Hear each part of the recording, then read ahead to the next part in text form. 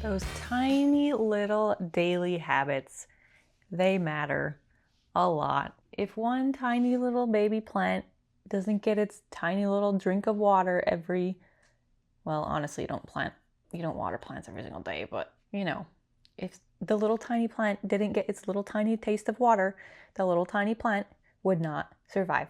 We humans, we want massive change. We want big cinematic, I don't know what to call it. We want to see major shifts sometimes, but the truth is, big change never shows up all overnight. It's literally a buildup over time. You see overnight successes, they have been working for a good decade or however long to get to where they now appear like an overnight success. Lately, what I've been doing to check myself on this is YouTube channels that I see that have a lot of subscribers. I go back and look at their oldest video. A lot of times those YouTubers, those YouTube channels have deleted the earliest videos of theirs. So even the earliest video that you can see as an audience member is not the earliest video that they actually posted. But a lot of times, those channels with over 1 million subscribers have been doing this for 10 years, 12 years, 15 years.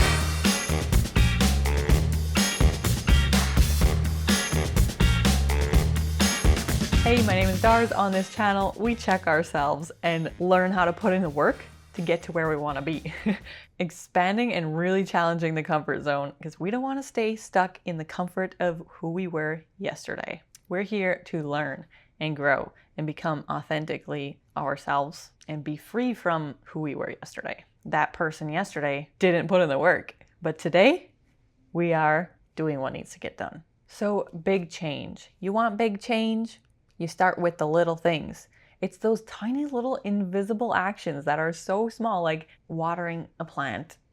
That was a terrible metaphor. I should have come up with something else. Anyway, you get the idea. I just had an idea. If I took a tack and I poked a hole in a wall every single day with that tack in, a small space, if I just keep poking holes, eventually that wall is gonna be pretty darn full of holes. And eventually it'll be like one big hole and there's nowhere else to stick a hole. Was that better? Anyway, so the thing is, right? I've been having some bad back pain, terrible back pain. I thought back pain was for elderly.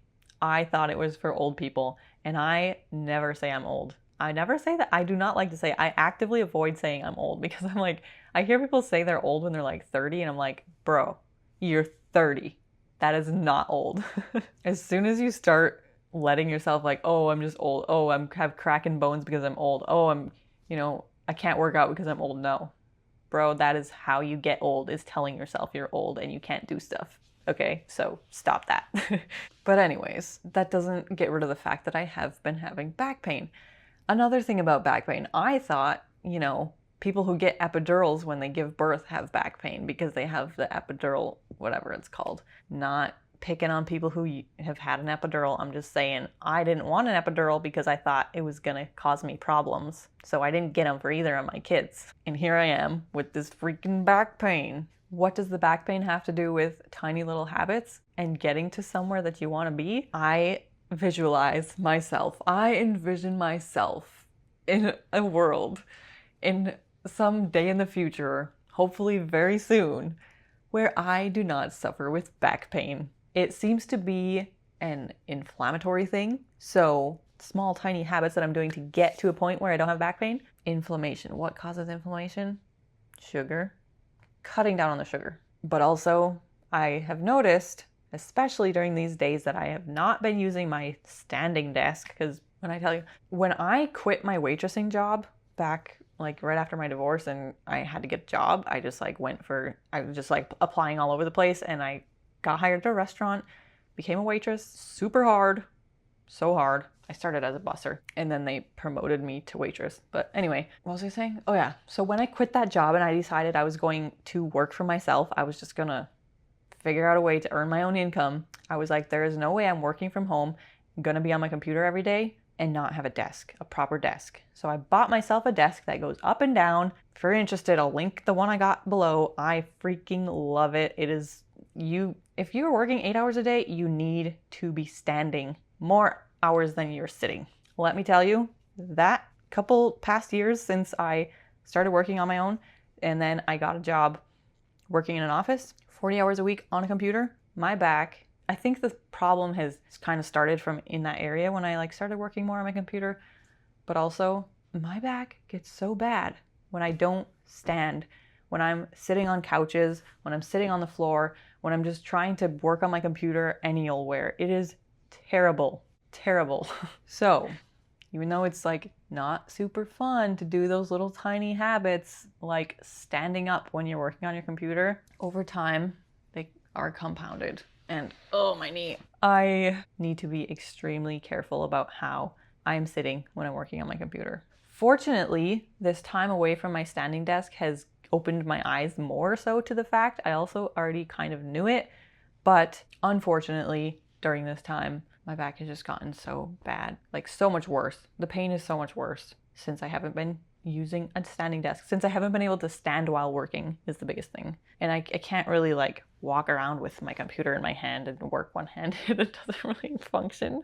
But in my future house, I currently still have my big old standing desk. I'm either going to figure out a way to fit it in my future tiny house, or I'm going to have to build some sort of standing desk in my space because I cannot, especially doing daily videos and then having to work a couple hours a day from home where I'm not like, my kids are sleeping, I have to work a little bit while they're sleeping, and then I go into the office and have my desk. Guys, it's the tiny habits. Let me tell you something. I made a goal, an intention. I want to become healthier, stronger, more fit, whatever. I want to take care of my body. So I told myself I was going to work out 5 days a week, which I have been doing for the most part. Consistency isn't about being 100% perfect. It's about every time you miss what your intention or your goal or your like daily habit was, the next day you just go back to it. You just keep going back to it. You don't skip it and skip it and skip it and skip it and skip it. It's something that you keep coming back to. So I have had days, of course, obviously. There's no way you're going to be someone who works out and like some random day you just for whatever reason don't want to work out. It's going to happen at some point. So you have to plan for those things. So I have this band. When I don't want to work out, I grab this band. I just put it on my legs. Let me just put it on. I'll just sit here. Maybe I'm sitting on my phone, whatever. I'm just going to put it on my legs. You know what happens when you put this band on your legs? You start doing something like this. You start doing something like this. Such a good trick. And then once you start the habit, like you're already starting to work out a little bit, some days, yes, you just like do that little bit and that's whatever. Most times, and with most habits, if you start that little thing, if you take that little step to get started, you're just going to keep going. You're just like, well, I'm already here. I might as well I'll just do one more exercise. I'll just do one more thing. I'll just do like 5 more minutes. It works. It works. So habits, being consistent, they're not always super glamorous. They're not always super exciting. It might be considered boring to like do the same routine every day. I get up, I work out, I go to work, I eat this meal, but consistency is what builds over time. No matter how small the habit may seem on a daily basis, you look at your muscles 6 months later when you just wear this band every day and you're going to see results. Big change, it hides in those boring little things. Today for me was one of those days.